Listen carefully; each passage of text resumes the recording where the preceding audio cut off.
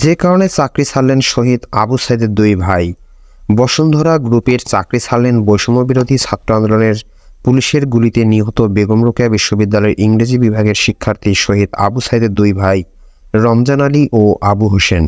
বুধবার রাত 10টার দিকে মোবাইল ফোনে বিষয়টি নিশ্চিত করেন আবু সাইদের ভাই আবু হোসেন।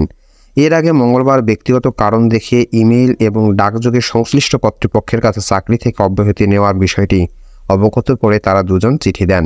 গত মাসের 9 অক্টোবর আবু সাইদের ভাই রমজান আলীকে একটি দৈনিক পত্রিকার রংপুর ব্যুরো অফিসের জ্যেষ্ঠ নির্বাহী এবং আরেক ভাই আবু হোসেনকে একটি বেসরকারি টিভি চ্যানেলের রংপুর ব্যুরো অফিসের জ্যেষ্ঠ নির্বাহীর পদে নিয়োগ দেয় প্রতিষ্ঠানটি।